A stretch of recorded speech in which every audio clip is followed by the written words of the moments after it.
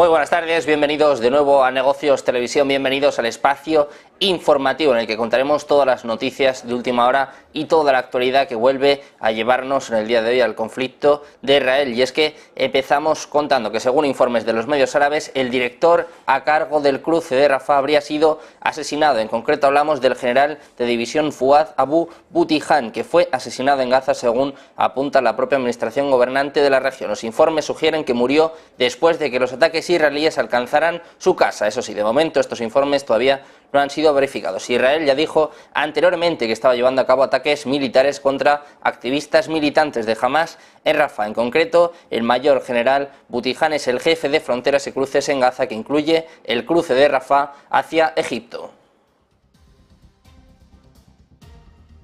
Seguimos con más advertencias por parte de Irán. En concreto, un subcomandante de la Guardia Revolucionaria iraní ha advertido a Israel de que llegará otra onda de choque. Dice que está en camino si estas atrocidades en Gaza no terminan. Apunta que los choques del Frente de Resistencia contra los regímenes sionistas van a continuar hasta que este tumor canceroso sea erradicado del mapa mundial. Esto es lo que informa la agencia de noticias Fars, citando a Ali Fadavi. Dice que otra onda expansiva está en camino si Israel no pone fin a las atrocidades en Gaza. Pasamos a hablar en este caso de Francia. Por segunda vez en 4 días, el famoso sitio histórico de Yvelines evacuó a los visitantes este martes al mediodía. De hecho, permanecerá cerrado durante el resto del día. El Palacio de Versalles vuelve a verse obligado a cerrar sus puertas. Mientras tanto, Francia se encuentra en alerta de ataque de emergencia después del atentado islamista que ocurrió en Arras. Los visitantes son evacuados de este lugar este martes al mediodía después de una nueva amenaza de bomba. De hecho, en las redes sociales están alertando de que por razones de seguridad el Palacio de Versalles va a evacuar a los visitantes y va a cerrar sus puertas hoy martes 17 de octubre. Y de Francia pasamos a Rusia. El Kremlin ha dicho que no hay pruebas de que Corea del Norte estuviera enviando suministros de armas a Ucrania, después de que Washington haya publicado imágenes que supuestamente mostraban envíos de armas desde Pyongyang. El propio portavoz del Kremlin, Dmitry Peskov, ha dicho que están informando de esto todo el tiempo sin proporcionar ninguna prueba. Hay que recordar que la Casa Blanca dijo el viernes que Corea del Norte ya había entregado más de 1000 contenedores de equipo militar y municiones a Rusia en las últimas semanas para su uso en Ucrania.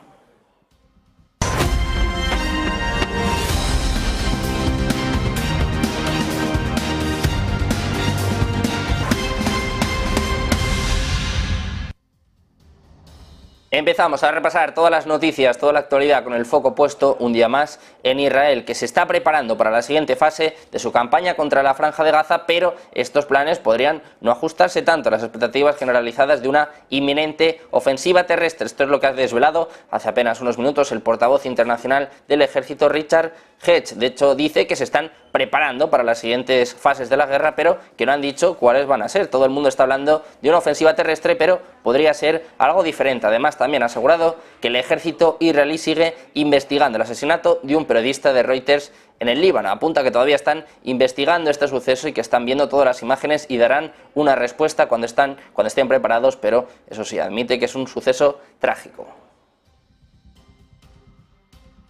Seguimos también con el foco puesto en la Franja de Gaza. Según informes de los medios árabes, el director a cargo del cruce de Rafah habría sido asesinado. Hablamos del general de división Fouad Abu Butihan, que habría sido asesinado en Gaza, según dice la administración gobernante de la región. Los informes sugieren que murió después de que los ataques israelíes alcanzaran su casa. Unos informes que hasta el momento no han sido verificados. Israel ya dijo anteriormente que estaba llevando a cabo ataques militares contra activistas militantes de Hamas, precisamente en este cruce de Rafah. El mayor general Butihan es el jefe de fronteras y cruces en Gaza, que incluye el cruce de Rafah hacia Egipto. De hecho, cientos de personas han estado esperando durante días para salir de esta franja a través de Rafah, ya que debía abrir ayer por la mañana. Estados Unidos y otros países han ejercido presión diplomática para abrir el cruce, para recibir ayuda y permitir la salida a ciudadanos extranjeros y con doble nacionalidad. Pero la puerta sigue cerrada. Israel y Hamas afirman que no existe un alto al fuego.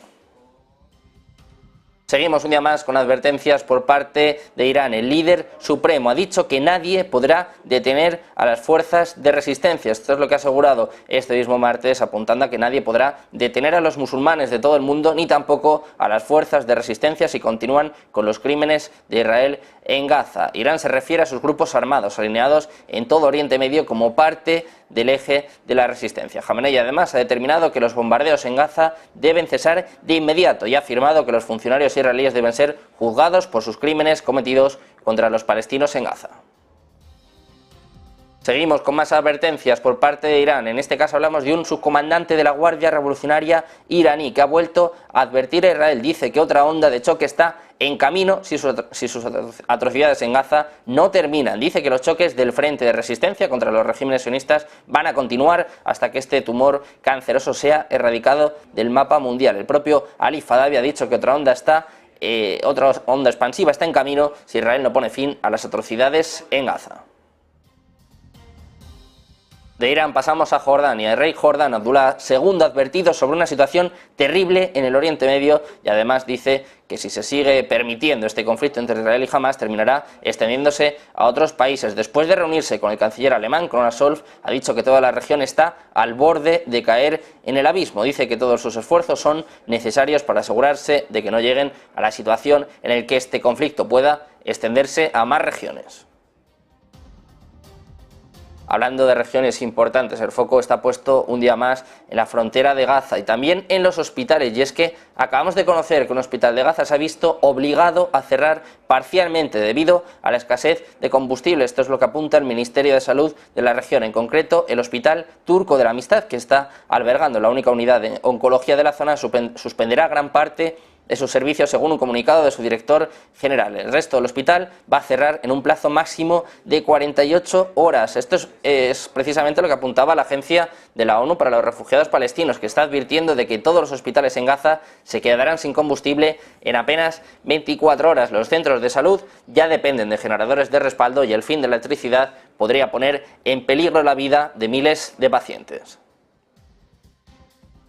Precisamente les contamos la advertencia por parte de la ONU, por parte de la Agencia de la ONU para los Refugiados Palestinos. Dice que espera que las menguantes reservas de combustible ya no duren en medio de una creciente crisis humanitaria. Los hospitales, según apunta esta agencia, ya dependen de generadores de respaldo y el fin de la electricidad amenazaría a la vida de miles de pacientes. A principios de esta semana ya escuchamos cómo las instalaciones de salud de Gaza estaban desbordadas y la morgue de un hospital se vio incluso obligada a convertir el estacionamiento en un cementerio temporal.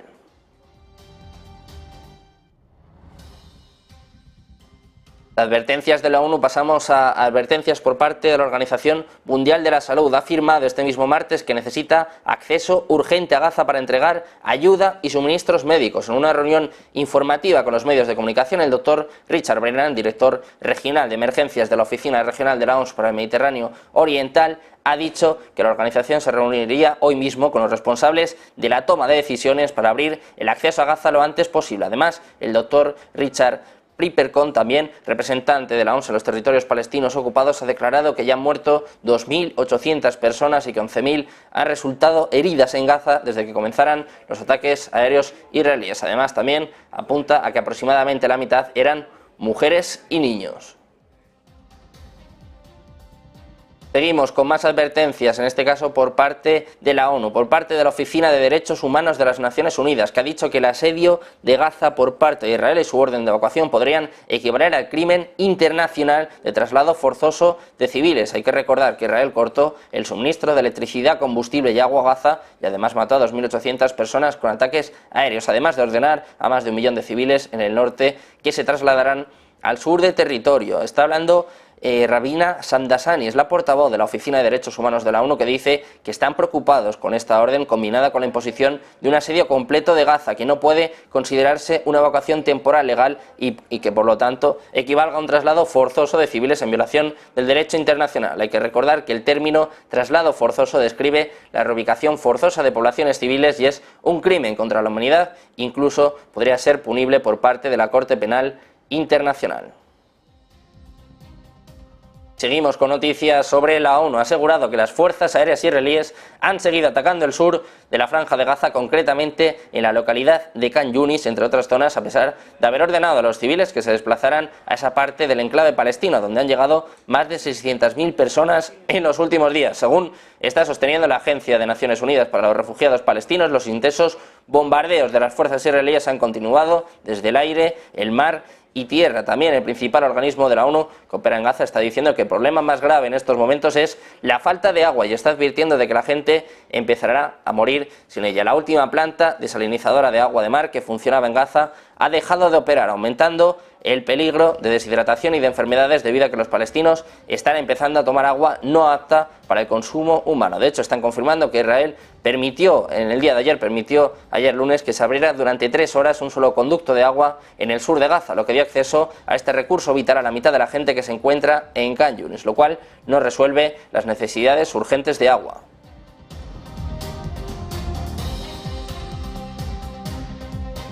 Y seguimos hablando en este caso de Estados Unidos, de Joe Biden, que está mañana viajará a Oriente Medio en una visita que le llevará a Israel y Jordania con el objetivo de impedir una escalada del conflicto. El jefe de la Casa Blanca se reunirá con el primer ministro israelí, con Benjamin Netanyahu, mientras prepara su ofensiva terrestre en Gaza, y ambos van a discutir la posibilidad de abrir zonas seguras para los civiles. En un mensaje colgado en X, Biden ha señalado que va a trasladar su apoyo a Israel frente al ataque de Hamás y ante los líderes va a subrayar que Hamás no defiende el derecho a la autodeterminación de los palestinos. Biden también se va a reunir con el presidente egipcio, la máxima autoridad palestina, Mahmoud Abbas, y con el rey de Jordania, el rey Abdullah II. El secretario de Estado norteamericano, Antony Blinken, ha anunciado que la visita se produce en un momento crucial. De hecho, el portavoz del Consejo de Seguridad Nacional, John Kirby, ha adelantado que el viaje duraría un solo día y que Biden visitaría Tel Aviv durante la parte israelí. Según algunos expertos, este viaje podría darle a Biden una nueva influencia para precisamente influir en los acontecimientos sobre el terreno y reforzar su imagen en casa. Una reunión en persona podría permitir a Biden discutir en privado las preocupaciones y las posibles líneas rojas en una inminente invasión terrestre israelí de Gaza.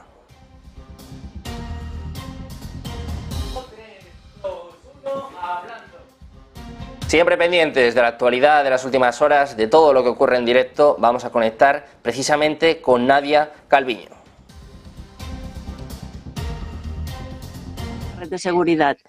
Y como fue mi última reunión como representante de Europa, Heartedly all colleagues around the table that have provided invaluable support during these 2 years, very turbulent years, I would add, Valdis, I'm sure you will agree with me, Vice President Dombrovskis, very turbulent years, and I was grateful for the support and the hard work that we've had and the excellent cooperation that we've had during this chairmanship.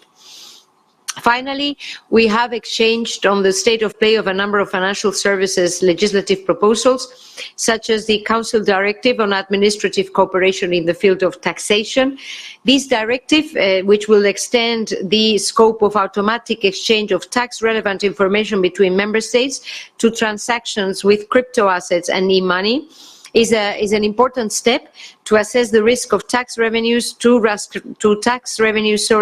posed by the constant and ongoing digitalization of our economy.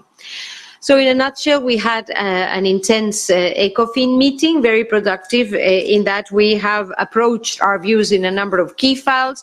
We have listened to each other and I think understood each other's position better in a number of other files. And I look forward to our next discussions to continue to advance and reinforce our economic and monetary union and our European Union.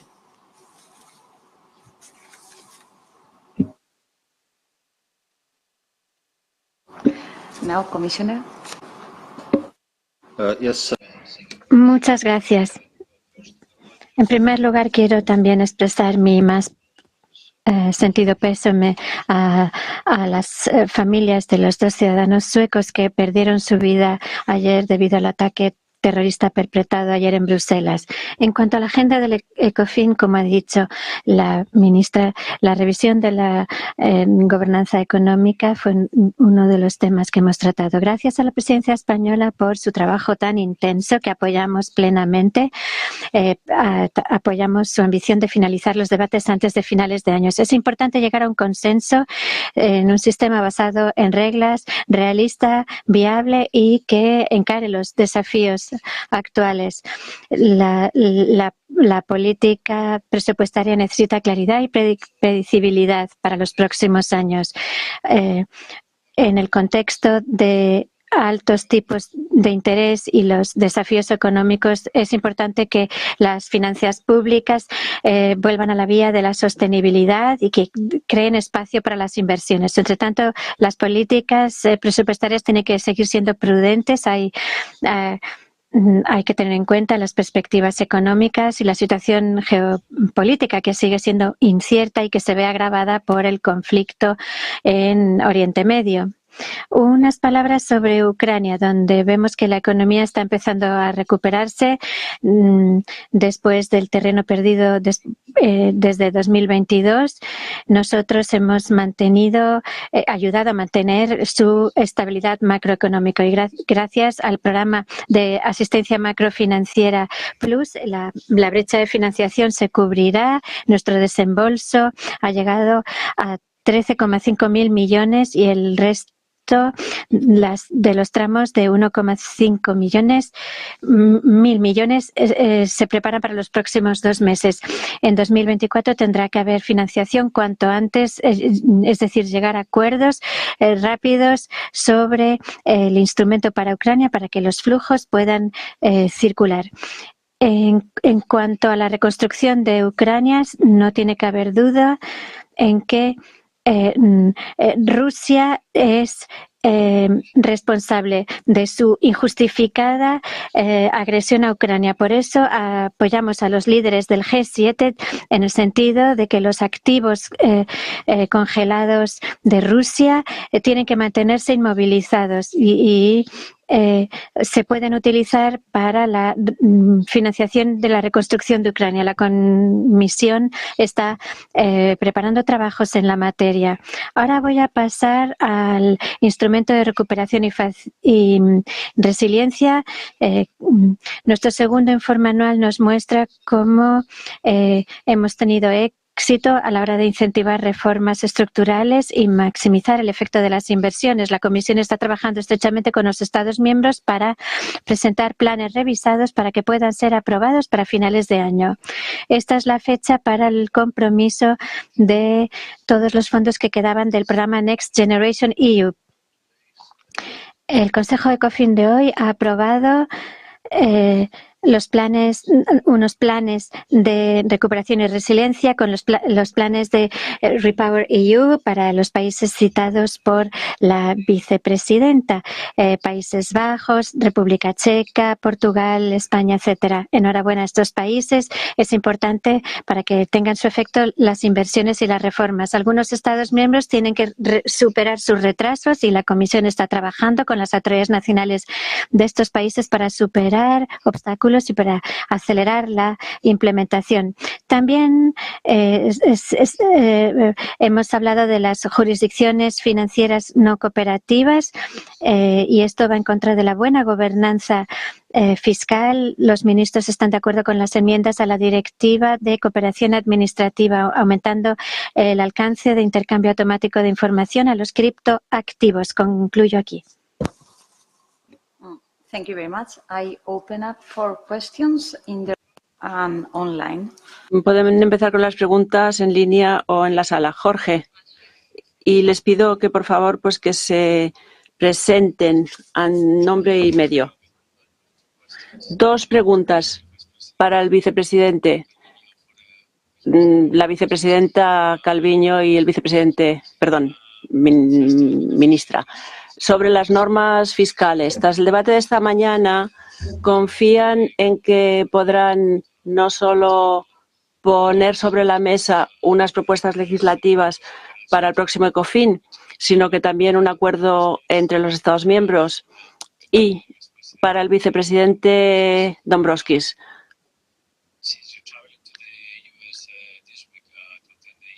Va a ir a la cumbre con Estados Unidos sobre el tema de...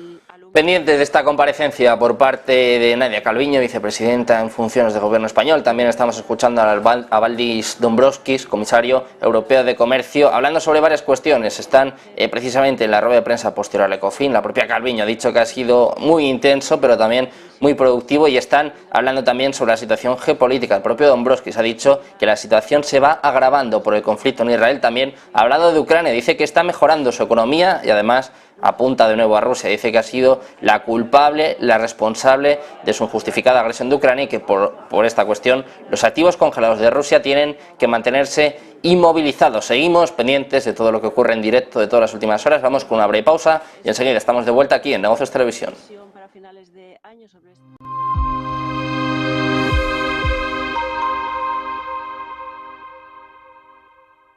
Ven al Torreón, estamos en El Pardo, un espacio único en plena naturaleza. Disfruta de momentos de desconexión mientras saboreas la mejor gastronomía. Disponemos de 7 amplias terrazas y salones para todo tipo de eventos. Degusta nuestros exquisitos platos acompañados de una selecta bodega de vinos. A tu servicio, un gran parking y zona infantil. Abierto los 365 días del año. Cocina ininterrumpida desde las 10 de la mañana hasta las 12 de la noche. Haz tu reserva.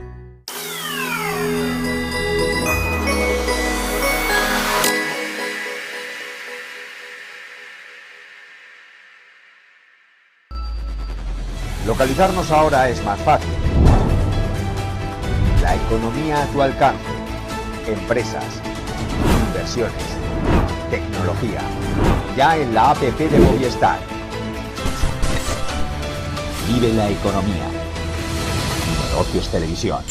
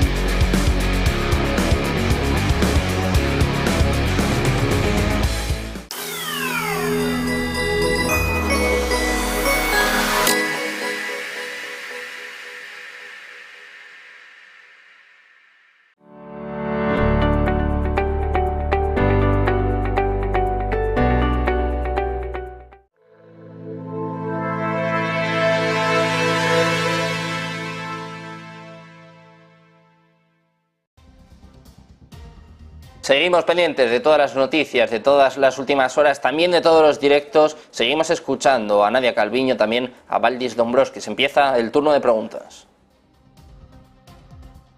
Programas parecidos como la herramienta que se puso en agosto de screening. ¿Espera una propuesta de la Comisión para finales de año sobre este tema legislativo? So the Spanish presidency... La presidencia española está muy decidida a llegar a un acuerdo para finales de año. Pensamos que en las circunstancias internacionales actuales es más importante que nunca el tener unas normas adecuadas. Y esta ha sido una opinión muy compartida por los ministros presentes. En los próximos días y meses intensificaremos nuestro trabajo político y técnico en distintos formatos para conseguir puentes y los consensos necesarios para tener unas normas que aseguren una reducción sostenible de la deuda, sostenibilidad presupuestaria y que a la vez pues podamos seguir invirtiendo para fomentar el crecimiento y la inversión en Europa. Sobre la segunda pregunta, el viernes tenemos efectivamente una cumbre con Estados Unidos y coincide con el plazo que habíamos fijado hace 2 años para llegar a un acuerdo sobre el tema del aluminio y del acero. Las negociaciones actualmente siguen su curso, estamos avanzando, pero todavía quedan algunas lagunas que se tienen que colmar. Es decir, que en los próximos días vamos a tener que trabajar de manera muy intensa. Ahora no puedo entrar en las modalidades de las negociaciones, pero estamos trabajando con la intención de llegar a un resultado sobre el aluminio y el acero y también sobre los minerales críticos. Sobre la segunda pregunta, el control de las inversiones. Ya saben que la Comisión ha anunciado una herramienta sobre este control para las inversiones dentro de nuestra estrategia de seguridad económica y actualmente estamos consultando a los Estados miembros para determinar cuál es la mejor forma, el mejor modo de tratar este control de las inversiones respetando las competencias de la Comisión y los Estados miembros. Thank you. Any other question in the room? Well, it's not the case. There is a question online. Jorge, please. Yes, hi. Hola, espero que me puedan escuchar. Tengo una pregunta para cada uno. A la ministra Calviño, ¿ha estructurado usted los debates en 4 piezas de construcción? ¿Ve usted obstáculos en los 4 o hay algunos más resueltos, otros más controvertidos? Porque ha dicho que ahora las cosas se están aclarando. Si nos pudiese dar detalles. Ahora, para el señor Dombrovskis, el año pasado se presentó la comunicación sobre las reglas y dijo usted que no quería la regla de oro. Algunos lo quieren para defender las inversiones verde y digital. ¿Piensa usted Seguimos pendientes de esta rueda de prensa posterior al Ecofin? Acabamos de escuchar al comisario de Comercio Europeo, acabamos de escuchar a Dombrovskis, que dice que el viernes tienen una cumbre que va a ser clave con Estados Unidos, precisamente apunta que coincide con el plazo que habían fijado para llegar a un acuerdo sobre el tema del aluminio y del acero. Dice que las negociaciones todavía siguen su curso, pero también es cierto que ha admitido que aún quedan algunas lagunas, pero que están trabajando con la intención de llegar a resultados no solo sobre el aluminio y el acero, también sobre minerales críticos. Nosotros seguimos con más información, con más actualidad, seguimos, como no, poniendo el foco en Israel, que ha advertido a Estados Unidos de que la guerra va a ser larga. En concreto, el ministro de Defensa israelí ha advertido que este conflicto, desde luego, que va a llevar más duración. Ya ha advertido al secretario de Estado de los Estados Unidos, Antony Blinken, de que el precio será alto, pero que van a ganar para Israel, para el pueblo judío y para los valores en los que ambos países creen. La visita de Blinken a Israel, la segunda de la semana pasada, después de la que tuvo lugar la semana pasada, sigue además a una serie de reuniones de alto perfil en la región. Precisamente el propio Antony Blinken fue protagonista en el día de ayer, después de reunirse con el presidente israelí, con Isaac Herzog, y después de ensalzar la promesa de Estados Unidos de apoyar a Israel y proporcionarle la asistencia necesaria para proteger a sus ciudadanos. También supuestamente hablaron sobre la protección de los civiles afectados por Hamas y el continuo impulso para liberar a los rehenes. Por cierto, precisamente en su vuelta a Israel, después de un fin de semana con una intensa gira diplomática en la región para intentar evitar una escalada, Blinken también se vio obligado a buscar refugio por segunda vez durante su reunión con el primer ministro israelí Benjamin Netanyahu entre sirenas antiaéreas. Según una nota de prensa del Departamento de Estado, durante las primeras sirenas de ataque aéreo, tanto Blinken como Netanyahu esperaron en un búnker durante aproximadamente 5 minutos. De Estados Unidos pasamos a Japón. Las autoridades japonesas han anunciado este martes el envío de 10 millones de euros en ayuda humanitaria a la Franja de Gaza a medida que continúa empeorando la situación de la población local en plena guerra abierta. La ministra de Asuntos Exteriores ha confirmado la información ya señalada en una rueda de prensa que tiene previsto mantener conversaciones con su homólogo iraní para tratar de reducir la tensión en Oriente Próximo lo antes posible. Dice que van a realizar esfuerzos diplomáticos para mejorar el acceso humanitario y lograr que la ayuda necesaria como alimentos, agua y material sanitario llegue a los civiles inocentes y también a los refugiados palestinos.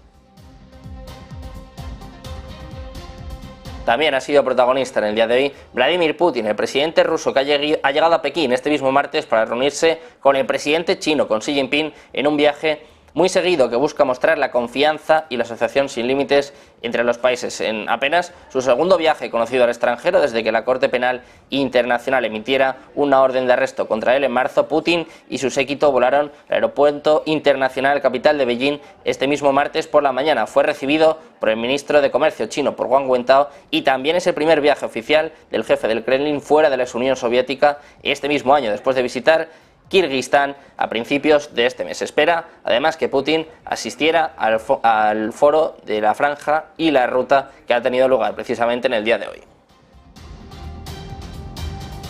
Seguimos con el foco puesto en Rusia. El presidente de la Cámara Baja del Parlamento ruso ha dicho que los legisladores van a votar sobre la retirada de la ratificación del Tratado de Prohibición Completa de los Ensayos Nucleares. Este prohíbe cualquier explosión de prueba de arma nuclear o cualquier otra explosión nuclear en cualquier parte del mundo. Ojo, porque cualquier reanudación de las pruebas nucleares podría precipitar una nueva carrera armamentística nuclear entre las grandes potencias. El presidente ruso Vladimir Putin ya sugirió a principios de este mes que Rusia revocará la ratificación del tratado porque Estados Unidos, junto con otras potencias, nunca lo había ratificado. Más noticias sobre Rusia, que asegura haber impedido que un dron de reconocimiento de Estados Unidos traspasara la frontera en el Mar Negro. En concreto, el Ministerio de Defensa ha asegurado haber impedido que un dron de reconocimiento del ejército de Estados Unidos haya conseguido traspasar la frontera rusa en el Mar Negro. La tripulación del caza ruso Su-27 de las Fuerzas de Defensa Antiaérea han impedido que este vehículo aéreo no tripulado de reconocimiento de las fuerzas aéreas estadounidenses violase la frontera estatal rusa sobre el Mar Negro, según ha indicado el propio ministerio en su canal de Telegram. Putin ha tenido más reuniones en el día de hoy, una de ellas con su homólogo húngaro, con Viktor Orbán, que ha comparecido después del evento de la Franja y la Ruta, donde ha dicho que Hungría nunca quiso una confrontación con Rusia, que su relación ha sufrido a raíz de la operación militar especial y también por las sanciones. Sin embargo, también ha reiterado que a su país le interesa mantener la cooperación con Rusia y, de hecho, hoy se espera que el propio Putin comparezca después de la reunión con su homólogo chino, con el presidente Xi Jinping. Hablamos ahora de Moscú, está reaccionando a un supuesto envío de armas por parte de Corea del Norte, un envío del que están hablando mucho en Estados Unidos, pero que Moscú niega, y es que el Kremlin ha dicho hoy mismo que no había pruebas de que Corea del Norte estuviera enviando suministros de armas a Rusia después de que Washington publicara imágenes que supuestamente mostraban envíos de armas desde Pyongyang. El líder norcoreano Kim Jong-un viajó a Rusia el mes pasado y se reunió con el presidente Vladimir Putin, lo que generó especulaciones entre los países occidentales sobre la posibilidad de un acuerdo de armas. El portavoz del Kremlin, Dmitry Peskov, ha dicho que están informando de esto todo el tiempo sin proporcionar ninguna prueba. Además, también la Casa Blanca dijo este mismo viernes que Corea del Norte lleva entregado más de 1.000 contenedores de equipo militar y municiones a Rusia en las últimas semanas para su uso en Ucrania. Seguimos con noticias sobre Rusia. Un tribunal ha multado hace apenas unos minutos a Zoom Video Communications con 115 millones de rublos, 1,18 millones de dólares por operar sin abrir una oficina local. Zoom de momento no ha respondido a estos comentarios, pero Moscú sigue enfrentándose con empresas de tecnología extranjeras por el contenido, la censura, los datos y la representación local en una disputa latente que se intensificó después de que comenzara el conflicto de Rusia con Ucrania.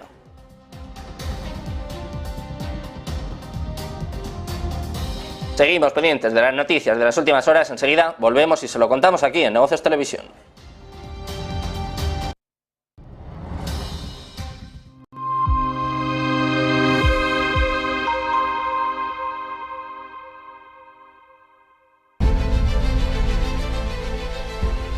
No puede volver atrás y cambiar el principio, pero puede comenzar donde está y cambiar el final.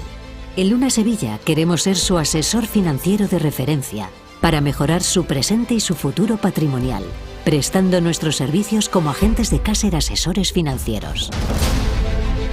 Somos una empresa con una clara apuesta por la formación de calidad, la información transparente y objetiva, y por el asesoramiento financiero personalizado y continuado. Visite nuestra web lunasevilla.es o llame al 91 762 3442.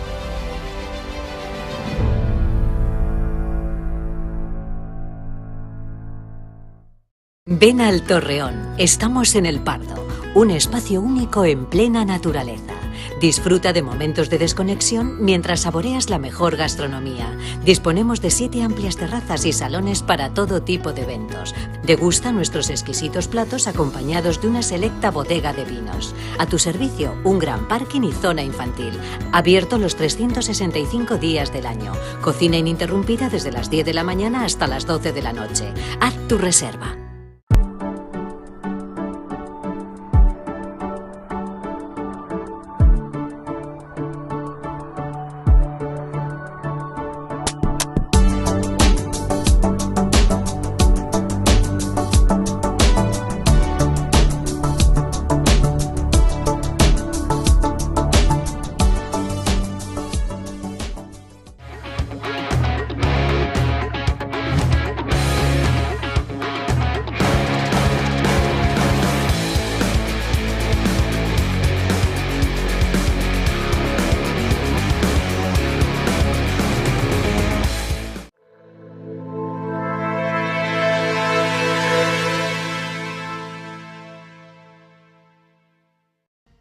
Seguimos pendientes de toda la actualidad, también de los datos macroeconómicos. Acabamos de conocer las ventas minoristas de Estados Unidos, que han salido por encima de lo esperado. Se preveía en torno al 0,3%, el dato anterior fue del 0,6%, pues ha superado las expectativas, ha superado por una décima el dato anterior, hasta el 0,7%, también doblando las previsiones en torno al 0,3%, datos positivos en este caso para las ventas minoristas de Estados Unidos, que detallaremos y explicaremos en los próximos minutos. Ponemos el foco precisamente en Estados Unidos, pero también en Ucrania, y es que los Estados Unidos de América van a destinar casi 700 millones de dólares a la modernización de los puertos, ferrocarriles y puestos de control de Ucrania. Esto es lo que ha dicho el viceprimer ministro para la reconstrucción y ministro de Desarrollo de Comunidades y Territorios e Infraestructura de Ucrania, Alexander Kubrarov, que ha dicho que además van a modernizar los puertos de control, los puertos y los ferrocarriles de Ucrania, que esto va a mejorar la logística y va a aumentar la capacidad exportadora. De hecho, apunta que Estados Unidos planea aportar casi 700 millones de dólares. Durante la reunión con funcionarios estadounidenses también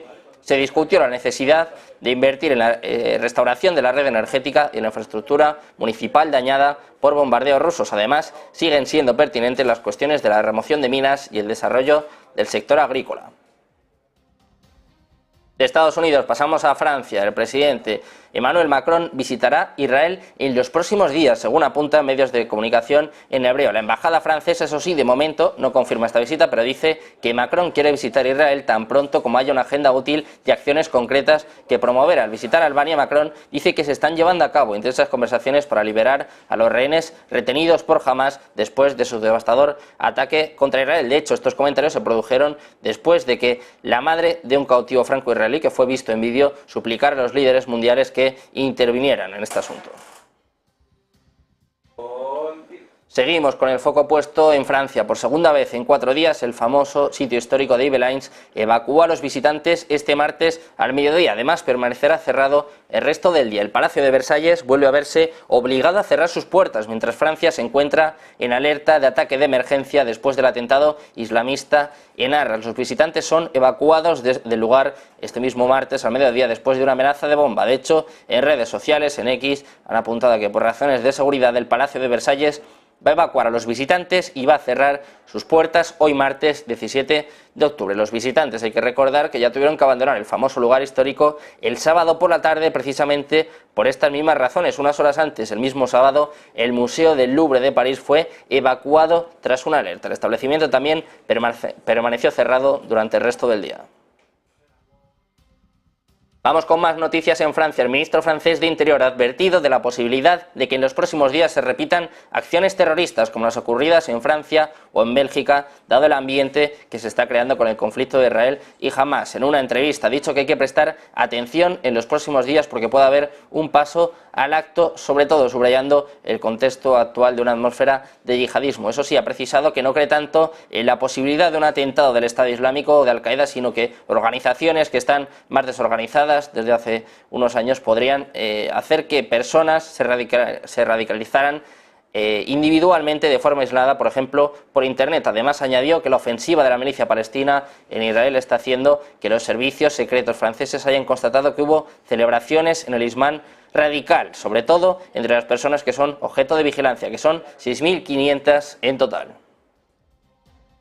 Y de Francia pasamos a Bélgica. Las autoridades belgas han elevado la alerta terrorista a su nivel más alto en la capital el lunes por la noche, después del tiroteo fatal de 2 suecos en Bruselas, que el primer ministro ya ha sugerido que estaba relacionado con el terrorismo. El Centro Antiterrorista de Bélgica también ha dicho que la alerta para el resto del país se va a elevar al segundo nivel más alto. En concreto, Laura de Moulier ha dicho en una entrevista que la máxima prioridad para las autoridades era sacar de forma segura a los aficionados que asistieron el día de ayer al partido de fútbol entre Bélgica y Suecia.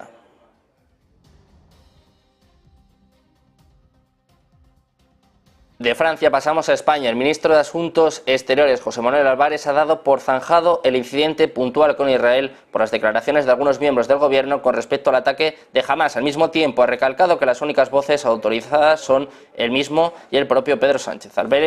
Álvarez ha desvelado que el lunes por la tarde habló con la embajadora israelí en España para trasladarle su profundo disgusto por el comunicado emitido por la alegación en la que se acusaba a ciertos elementos del Ejecutivo de alinearse con el terrorismo de Hamás. En la rueda de prensa posterior al Consejo de Ministros ha tachado de gesto inamistoso al que el gobierno replicó con uno del Ministerio de Exteriores tildando de falsedades las acusaciones israelíes. Así las cosas, el ministro ha dado por zanjado lo que ha calificado de un incidente puntual con Israel. Al mismo tiempo, también el ministro no ha querido entrar a valorar las declaraciones realizadas en los últimos días por parte de la ministra de Derechos Sociales y líder de Podemos, Ione Belarra.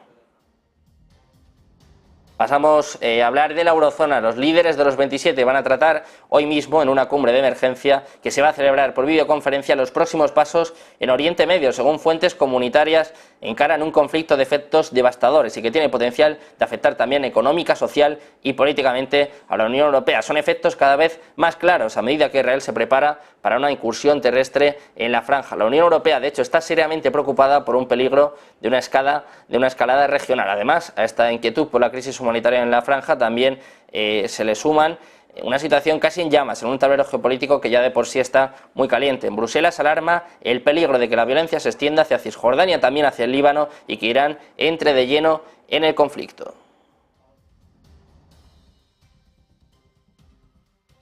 De España pasamos a Alemania. El canciller alemán Olaf Scholz está realizando una visita a Israel para expresar su solidaridad con Israel de una forma muy práctica. Se va a reunir con el primer ministro israelí, con Benjamin Netanyahu, esta misma tarde. Además, también está previsto que el ministro Benny Gantz, miembro del gabinete de guerra, se reúna con Scholz junto con el ministro Gadi Eisenkot, un observador del gabinete de guerra y, al igual que Gantz, es jefe del Estado Mayor de las Fuerzas de Defensa de Israel. Seguimos con noticias, en este caso de Josep Borrell. El alto representante de la Unión Europea para Asuntos Exteriores y Política de Seguridad ha asegurado este martes que Israel tiene derecho a la defensa, pero eso sí, que esto tiene que desarrollarse con respeto a las leyes internacionales y en particular las leyes humanitarias. Dice que la guerra también tiene sus leyes y que esto es lo que hoy los líderes europeos van a reafirmar con el comunicado que ya ha sido trabajado entre ellos. Borrell ha considerado la visita del presidente estadounidense Joe Biden como absolutamente necesaria y ha insistido en que ya han pedido a este último país que desarrolle sus actividades de defensa con respecto al derecho internacional, que se abran corredores humanitarios para llevar ayuda y sobre todo para proteger a los civiles. Con permiso de la geopolítica, también vamos a hablar de datos económicos en el día de hoy vamos a hablar de Alemania. Los mercados siguen expectantes ante los datos y el sentimiento de los inversores y consumidores. Hoy ha sido protagonista el índice CEP de confianza inversoras, es que se puede hablar de confianza dentro del espectro de negatividad que persiste con un dato de menos 79,9% frente al 80,8% esperado. Este índice también tiene una nota positiva y es que la lectura del sentimiento económico y sus perspectivas mejoran de manera significativa. La buena noticia aquí es que el sentimiento económico, es decir, la lectura de las perspectivas, está experimentando una mejora importante, superando las estimaciones, y esto apunta también a un mayor optimismo en los próximos meses.